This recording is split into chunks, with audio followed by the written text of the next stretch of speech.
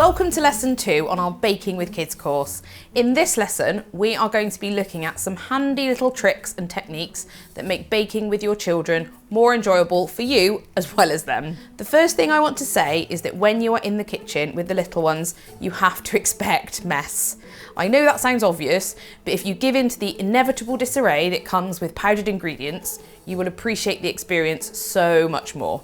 My top tip for baking with kids is to pre-weigh out the ingredients before you start baking, as this takes a huge layer of stress away from the process. With slightly older children, it can be beneficial to weigh the ingredients out with them to help recognise numbers and understand the importance of accuracy in baking.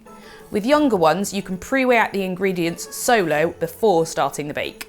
The benefit of pre-weighing the ingredients is that the kids can just pick them up and pop them in the mix without having to wait or adding 3 times as much flour as you need.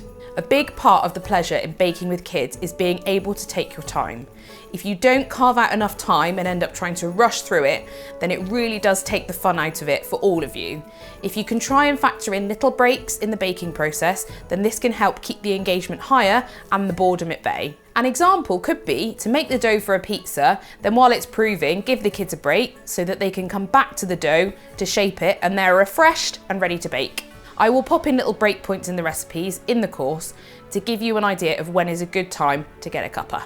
A cheeky technique is mixing ingredients in food bags. Please always supervise your children when handling plastic bags. It can be a great way to get the kids more involved. It also contains some of the carnage. The best bags to get are Ziploc ones, or ones with a secure seal, so that you don't have any escapage. I will show you later in the course how to use the bags for different recipes.